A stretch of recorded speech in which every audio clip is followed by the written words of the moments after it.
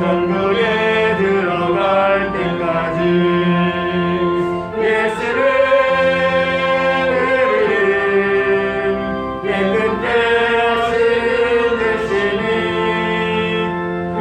그의 우리를 눈보다 더 힘에 하셨네. 십자가 단단히 붙잡고 날마다 이기며 나가세.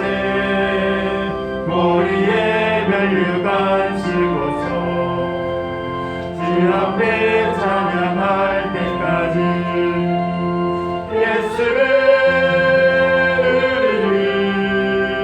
깨끗게 하시는 이신이 그의 피 우리를 눈보다 더 힘에 하셨네. 이 시간에 기도할 때 우리 코로나 이 바이러스가 속히 소멸되고 또 백신과 또 치료약이 나와서 자유롭게 살아갈 수 있는 날이 오기를 위해서 기도하도록 하겠습니다. 기도하겠습니다. 하나님 아버지, 오늘도 저희들 하루에 일과를 마치고 이 저녁에 아버지 앞으로 나오게 하셔서 저희를 기도하게 하시고 진심으로 감사드립니다. 아버지 앞에 나와서 저희들 예배를 드리고 있지만 또 여러 가지 믿지 못한 사정이 있어서 나오지 못하는 분들도 있습니다. 저들을 불쌍히 여겨주시고 항상 아버지 앞에 나와서 예배 잘 드리며 아버지와 동행하며 삶을 누려나갈 수 있는 성도를 되게 하여 주시옵소서. 이 시간 아버지 앞에 드리는 것은 코로나 바이러스가 1년여 동안 계속되고 있습니다.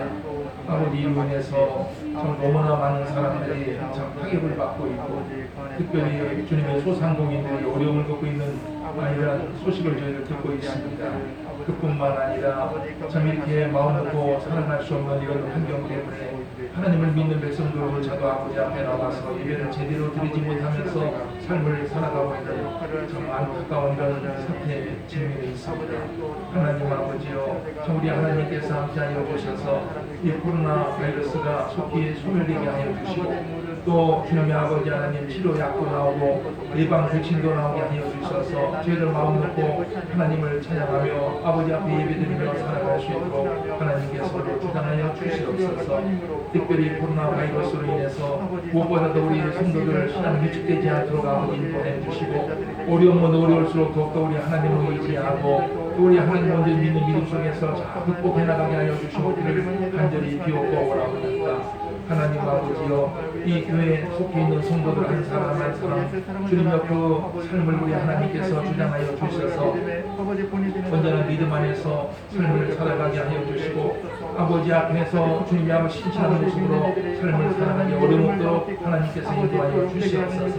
성령께서 함께하여 주시고 특별히 연세 많으신 분들을 기억하여 주셔서 아버지 한 코로나 바이러스에 주님이 전염되는 일 없도록 꼭 지켜주시고 아버지의 주님의 의식주 문제도 어려움 없도록 우리 하나님께서 함께하여 주시고 날마다 기쁜 마음으로 아버지 주시는 평강 속에서 삶을 살아가게 하여 주시기를 간절히 비옵고 나옵니다. 성령님만이 불러 주장하여 주시옵소서. 하나님 아버지, 이 시간도 불러주신 걸 감사드립니다. 저희들 참 말씀을 가지고 참 은혜를 나눌 때 성령께서 함께하여 주시고 모두가 다 하나님을 만나고 돌아가는 귀한 시간으로 축복하여 주시옵소서. 예수님의 이름으로 기도드리옵나이다. 아멘. 고린도 전서 12장입니다.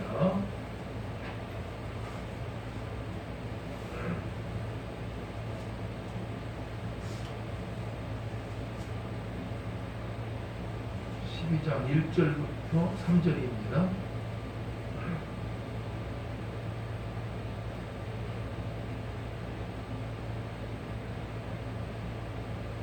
형제들아, 신령한 것에 대하여 나는 너희가 알지 못하기를 원하지 아니하노니 너희도 알거니와 너희가 이방인으로 있을 때 말 못하는 우상에게로 끄는 듯 그대로 끌려갔느니라. 같이요. 그러므로 내가 너희에게 알리노니 하나님의 영으로 말하는 자는 누구든지 예수를 저주할 자라 하지 아니하고 또 성령으로 아니하고는 누구든지 예수를 주시라 할 수 없느니라. 아멘. 우리 함께 찬양하도록 하겠습니다. 우리 강 집사님 오늘 몇 장 할까요? 445장 하겠습니다. 네? 445장 하겠습니다. 445장.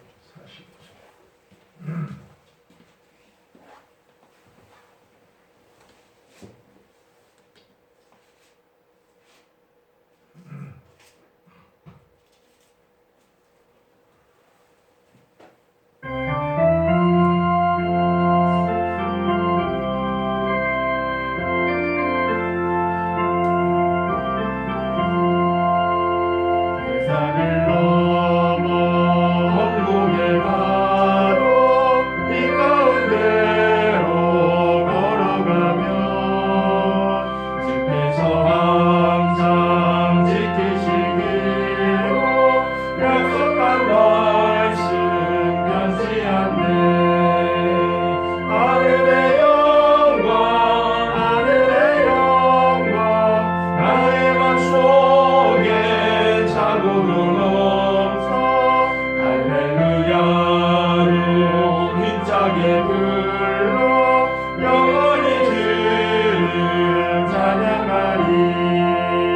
깜깜한 밤에 나를지라도 주께서 나의 길 되시고 나에게 밝은 빛이 되시니 길 잃어버릴 염려 없네.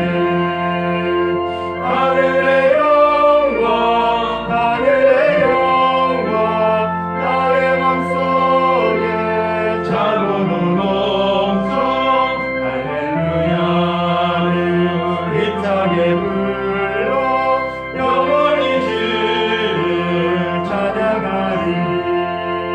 광명한 금이 마음에 받아 찬란한 전국 바라보고 할렐루야를 힘차게 불러 날마다 빛에 걸어가리. 하늘의 영광 하늘의 영광 나의 맘속에 자고로 넘쳐 할렐루야를 힘차게 불러 영원히 주를 찬양하리. 말씀을 보도하겠습니다. 우리가 믿고 있는 기독교에는 신비로운 것, 신령한 면이 있습니다. 기도할 때 뭐 방언을 한다든가 또 예언을 한다든가 또 기도할 때에 신유의 은사가 나타난다든가 또 귀신이 나간다든가 또 그뿐만 아니라 병이 낫는다든가 또 기도하는 가운데 환상을 본다든가 계시를 본다든가 뭐 여러 가지 이런 신비로운 이런 일들을 우리가 경험합니다. 요한계시록은 사도 요한이 계시를 받아서 기록해 놓은 것이죠. 계시와 계시. 다니엘서는 환상을 보고서 기록해 놓은 것이죠. 환상을 보고서. 그래서 우리 기독교에는 이렇게 신비로운 것이 있습니다. 신비로운 것이 있는데 그러나 이 신앙생활을 우리가 해나가는 데 있어서는 사실 이 신비로운 것을 몰라도 괜찮아요. 신앙생활하는 데는 사실 뭐 신령한 것, 이 신비로운 것을 몰라도 괜찮아요. 몰라도 괜찮고 또 우리가 신비한 능력, 신령한 능력을 갖고 있지 않아도 신앙생활하는 데는 아무런 지장이 없습니다. 없어요. 없는데 그러나 우리가 신령한 능력, 이런 신비로운 이런 체험을 갖고 있다라고 한다면은 굉장한 신앙의 도움을 받는다라고 하는 것입니다. 우리가 이 신비로운 체험을 한 사람과 그렇지 못한 사람은 차이가 있습니다. 차이가 있어요. 신비로운 이런 체험, 신령한 이런 체험을 또 능력을 이런 체험한 사람들은요, 웬만한 시험이 와서는 절대로 넘어지는 법이 없습니다. 그러나 신앙생활을 하긴 하는데 한 번도 하나님의 능력을 체험하지 못하고 신비로운 것을 맛보지 못한 사람들은 어떤 시련과 환난이라든가 여러 가지 문제에 부닥치게 될 적에 넘어지거나 시험에 드는 경우가 많이 있습니다. 그래서 이 신비로운 점, 신기한 능력이라고 하는 것은 뭐 신앙생활을 해나가는 데 큰 지장은 없지만 그것을 체험한 사람과 체험하지 못한 사람의 차이는 하늘과 땅 차이라는 겁니다. 그래서 굉장히 신앙생활에서도 우리가 이것을 간과해서는 안 된다라고 하는 것을 성경 도처에서 우리들에게 증언을 좀 해주고 있습니다. 저는 대학원을 이렇게 다니는 가운데에서 참 신학을 좀 해야 된다라고 하는 그런 이야기를 많이 들었어요. 그래서 신학은 사실 생각지도 않았었는데 이제 신학을 해야 한다. 주변에 이제 기도하는 분들이 꽤 있었어요. 제 주변에는 깊이 기도하는 사람들이 많이 있었는데 그분들이 자기들 기도는 하지 않고 어떻게 나를 또 기도를 했는가 봐요. 이상하게. 그래서 기도를 하는 가운데에서 여기저기서 나한테 이렇게 지금 길 가는 것이 내가 앞으로 갈 길이 아니고 신학을 해야 된다고 막 얘기를 하는 거예요. 하도 기가 따가 없도록 막 얘기를 이렇게 하는 바람에 이거 내가 가는 길이 이거 잘못됐나? 나도 그렇게 생각이 된 거예요, 이게요. 그래갖고서 그 얘기를 많이 듣고서 이제 저도 하나님 앞에 기도를 드렸습니다. 너무 많이 이야기를 막 기가 따먹도록 하니까 그래서 저 이제 하나님한테 응답을 받아보려고 그래서 이제 기도를 했죠. 그 세 가지를 놓고서 제가 이제 기도를 했어요. 하나님한테. 그 세 가지가 충족이 되면은 제가 그 신학을 하겠노라고 이렇게 하면서 일종의 이제 서원이라면 서원 기도죠. 이런 기도를 이게 세 가지를 드렸는데 그 세 가지가 돼야만 이루어지면 제가 신학을 하겠습니다. 이렇게 하고서 이제 기도를 드렸습니다. 그 기도가 뭐냐면 첫째는 뭐냐면은 신대원 시험에 서울 신대원이 있는데 장신대 광나루에 있는 거죠. 저 광나루에 있는 우리나라 정통 신학인데 장신대라고 하죠. 장신대. 그래서 광나루 신학이라고 하는데 거기에 신학을 1차에 제가 합격하지 않으면은 하지 않는 걸로 알겠습니다. 그렇게 기도를 했어요. 첫째 그거요. 근데 왜 이런 기도를 들었냐면요. 그 광나루 신학은요. 1차 합격하는 사람이 거의 없어요.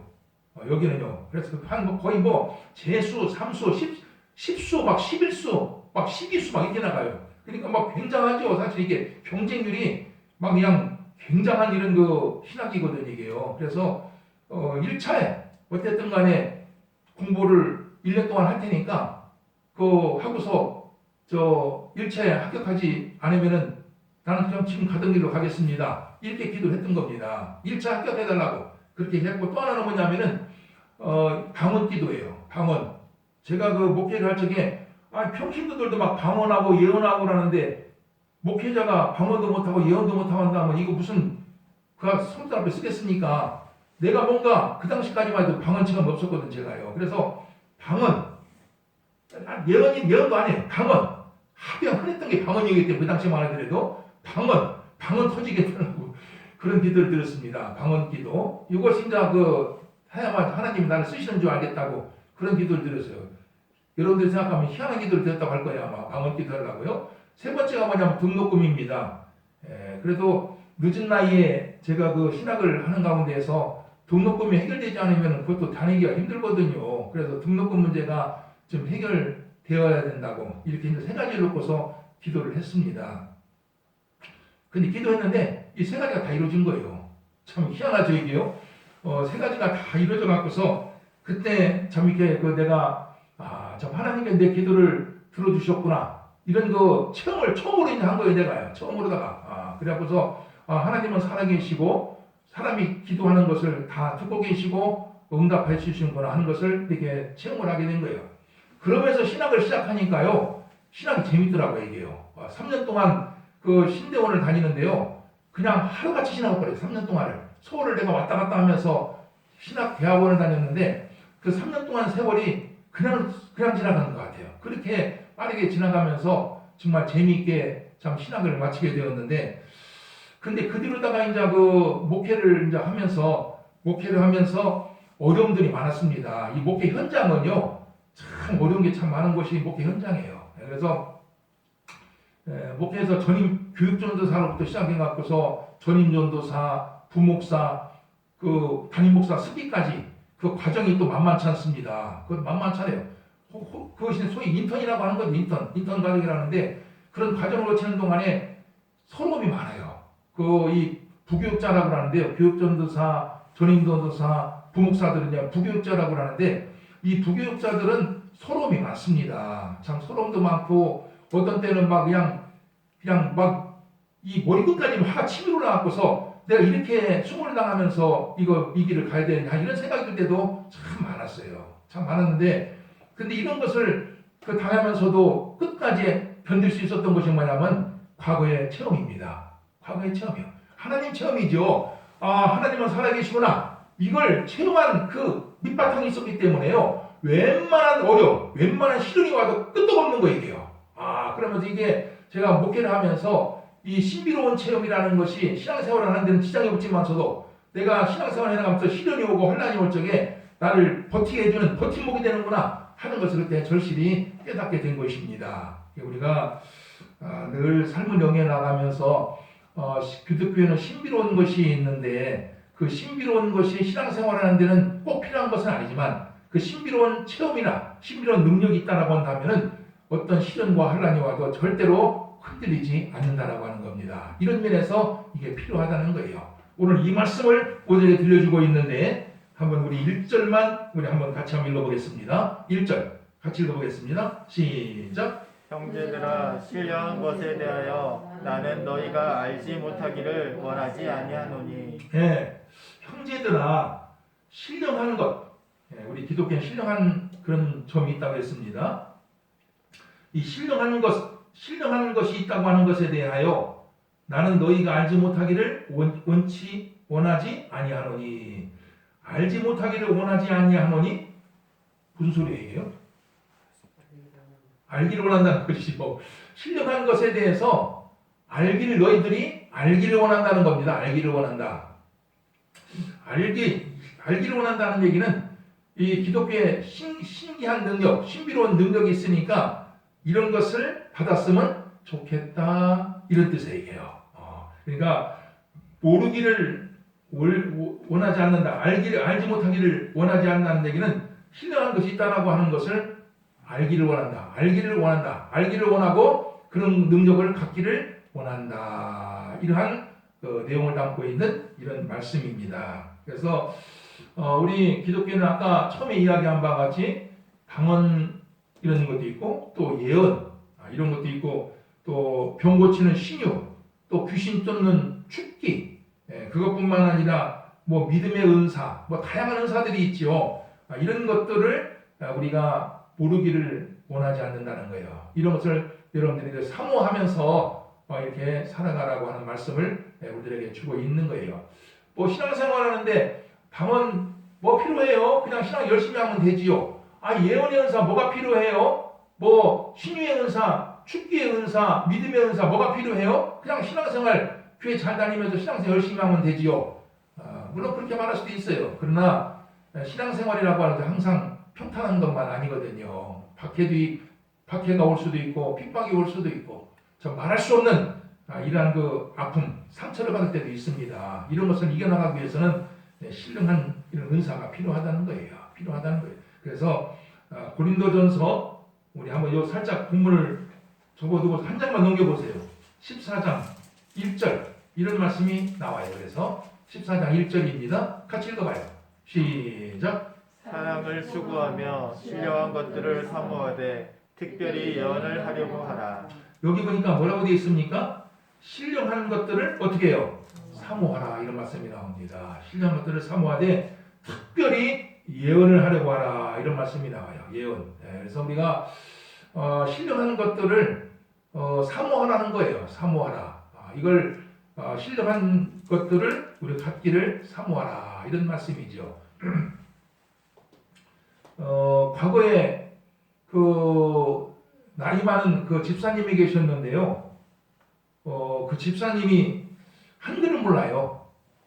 한글을 모르는데 이 성경을 본인이 그 이렇게 좀 이게 글자를 알아야 성경 읽지 않겠습니까? 예. 그러니까 설교를 교회 와서 설교 듣죠. 다 들어요. 듣고 하는데 성경을 꼭 읽고 싶은 거예요. 이게 글자를 이게 자꾸 목사님은 성경 읽으라고 그냥 자꾸 얘기를 하는데 글자래야 이게 뭘 어떻게 해먹죠 이게 그렇지 않겠습니까? 그래서 이분이 그렇게 기도를 했답니다. 하나님한테 하나님 나도 이렇게 성경을 자꾸 이렇게 지금 목사님께서 읽으라고 자꾸 하는데 글자도 모르고 까막눈인데 이거 어떻게 알아야 내가 읽지 않겠습니까? 하나님 글자가 이렇게 읽어질 수 있도록 도와주세요. 그런 기도를 참 많이 드렸다고 합니다.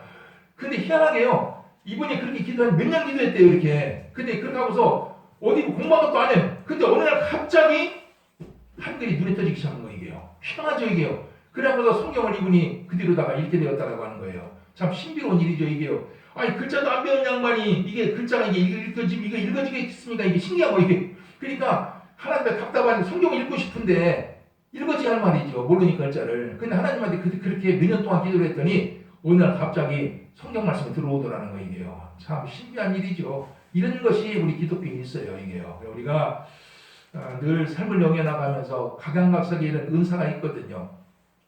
지금은 돌아가신 그 목사님이 계신데 연세가 뭐 돌아가신 지 벌써 한 20-30년 된 분이에요. 그분인데 그분은 전국적인 그 부흥의 강사였거든요. 부흥의 강사인데 그분은요 이 성경 창세기로부터 계시록까지 통째로 외워요. 이 가능해? 유건사님? 우리가 이 고린도전서 12장 이거 한 장만 외우려고 해도요 한 달은 더 걸릴 것 같아. 저도 한 달 더 걸릴 것 같아 외우려고. 근데 창세기로부터 계시록까지요 글자 하나 안 틀리고서 다 외워오는 거예요. 이게요 신기하지 않습니까? 하나님께서 그 부흥강사 목사님에게 그런 은사를 주셨는데 그래서 우리가 긴가민가 하고서요 부흥회를 적에 그분이 성도 이무일에다가 이렇게 시계가 일어나고 시라고 해서 한번 나한테 몇 장 외워보라고 얘기를 하라고 합니다. 아무 이무일에다가 그래서 그분이 그럼 창세기 27장을 한번 외워보세요.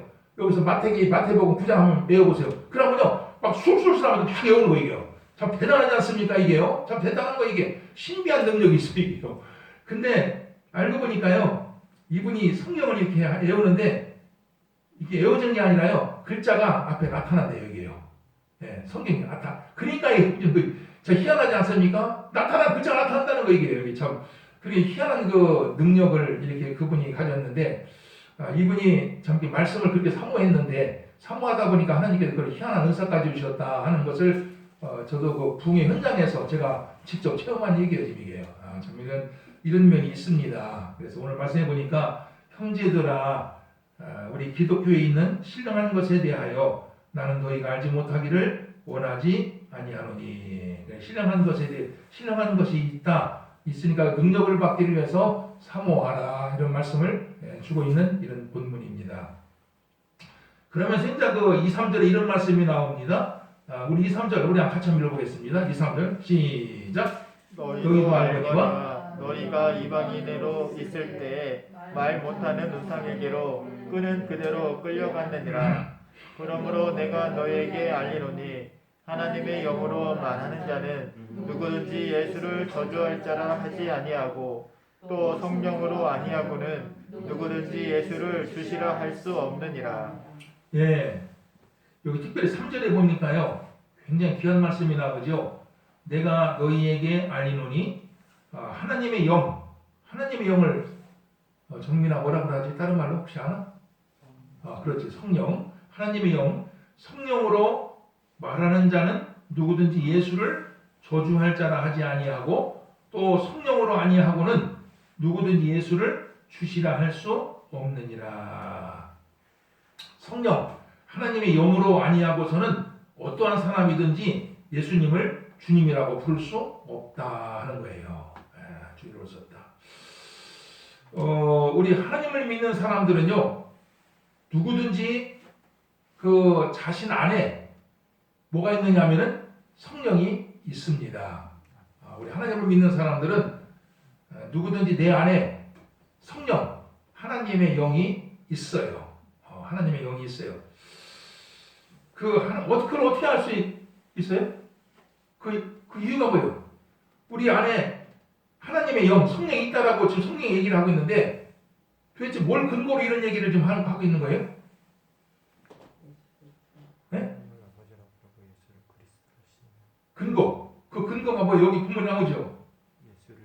예수를 주라고 부르고 있기 때문이죠. 우리는 예수님을 뭐라고 불러요? 주님이라고 불러요. 주님. 예수님을 주인이라고 부르고 있기 때문에 그렇다라고 하는 것이죠. 기도할 적에 우리는 참 곧잘 예수님을 주님이라는 말씀 많이 쓰지 않겠습니까? 주님, 주님. 이게요, 그냥 나온 것 같지만서도 내 속에 있는 성령이 시키는 거예요, 지금 이게요. 어느 날 갑자기 예수를 믿는 가운데 어느 날 갑자기 예수님이 주님이 되버린 거예요, 이게요. 내가 의도적으로 예수님을 주님이라 불러야 되겠다고 해서 불러주는 게 아니에요, 이게요. 내 속에 들어와 있기 때문에 그 예수가 나로 하여금 주를 찾고 주를 부르게 만들고 한다라고 하는 이런 말씀이죠. 그러니까 성령으로 아니하고서는 어떠한 사람이든지 예수님을 주님이라고 할 수 없느니라, 이런 말씀이 나와요. 이단들은 예수님을 주님이라고 부르질 않아요. 이단들 한번 보세요. 예수님을 주님이라고 부르는 사람이 있나? 없습니다. 이단들은 주님이 누구예요? 자기들 교주예요. 이단들은 자기들 교주가 주님입니다. 그러니까 이단들은 그 안에 주님이, 예수님이 없는 거예요. 성령이 없기 때문에 예수님을 주라고 고백할 수가 없다라고 하는 것이죠, 이게요. 그러니까 이단들은 성령 받은 사람들이 아니에요. 그렇기 때문에 성령 받은 사람들이 아니고 그 안에 하나님의 영도 없는 사람들이죠. 이런 것을 우리가 이 말씀을 통해서 알 수 있다라고 하는 이런 뜻이에요. 우리 믿는 사람들은 참 이렇게 하나님의 영, 성령이 우리 안에 깃들어 있습니다. 우리가 인정하든 하지 않든 내가 예수님을 주님이라고 부르고 있다고 하는 이 자체를 통해서 우리는 예수님과 동행하는 사람들이고 또 내 안에 예수님이 함께하고 있다라고 하는 것을 우리가 알아야 한다. 이 말씀을 우리들에게 주고 있는 거예요. 우리가 늘 삶을 영해나가면서 참 희한한 일이죠. 언젠가부터 예수님을 나의 주님이라고 불러요. 주님. 주님이라는 것은, 근데 우리가 늘 삶을 영해나가면서 예수님을 주님이라고 부르는데, 이 주님이라고 하는 것은 사실은 뭐냐면요, 내 인생의 주인, 나의 주인이 누구라는 거예요? 예수님이라고 하는 뜻입니다. 이 주님이라는 뜻이에요. 주.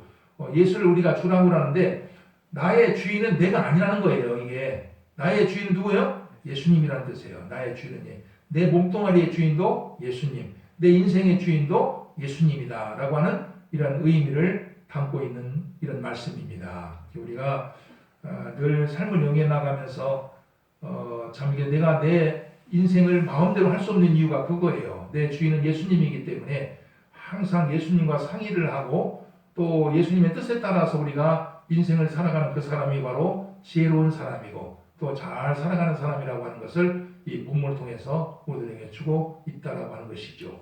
누구든지 성령으로 아니하고서는 예수를 주시라 할 수 없느니라. 여러분들이 늘 나의 주인은 예수님이시고 예수님이 나와 함께 하고 있다라고 하는 이런 믿음을 가지고 인생을 살아가시기를 주의 이름으로 축원을 드립니다. 아멘. 하나님 아버지 참 고맙습니다.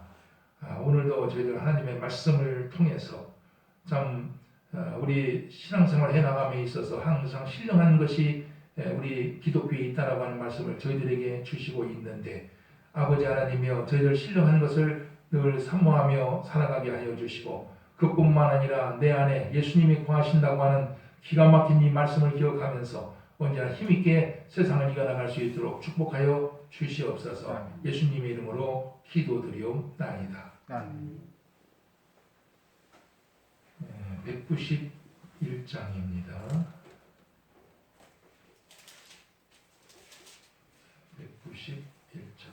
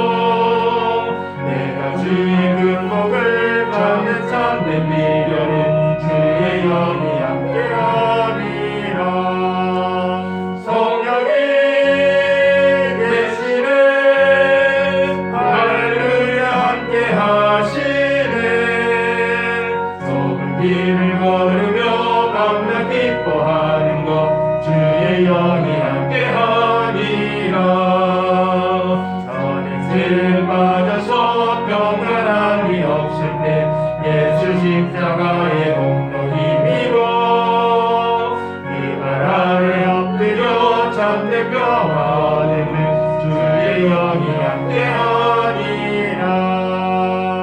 성령이 대신에 할렐루야 함께하시네. 좁은 길을 걸으며 밤낮 기뻐하는 것 주의 영이 함께함이라. 나와 동행하시고 모든 염려하시니 나는 주께 새와 같이 기쁘다. 내가 기쁜 마음으로 주의 뜻을 행함을 주의 영이 함께함이라. 성령이 대신에 할렐루야 함께하시네. 좁은 길을 걸으며 밤낮 기뻐하는 것 주의 영이 함께함이라. 세상 모든 욕망과 나의 모든 정욕은 십자가의 힘이 못을 막았네. 모든 밤이 지나고 무거운 짐 벗으니 주의 영이 함께함이라. 성령이 대신에 할렐루야 함께하시네. 좁은 길을 걸으며 밤낮 기뻐하는 것 주의 영이 함께함이라. 내가 모든 욕망과 나의 모든 정욕은 십자가의 힘이 못을 막았네. 모든 밤이 지나고 무거운 짐 벗으니 주의 영이 함께함이라. 성령이 계시네. 할렐루야 함께하시네. 좁은 길을 걸으며 밤낮 기뻐하는 것 주의 영이 함께함이라. 주기도하시겠습니다. 하늘에 계신 우리 아버지, 아버지 이름을 거룩하게 하시며 아버지의 나라가 오게 하시며 아버지의 뜻이 하늘에서와 같이 땅에서도 이루어지게 하소서. 오늘 우리에게 일용할 양식을 주시고 우리가 우리에게 잘못한 사람을 용서하여 주신 것 같이 우리 죄를 용서하여 주시고 우리를 시험에 빠지지 않게 하시고 악에서 구하소서. 나라와 권능과 영광이 영원히 아버지의 것입니다. 아멘.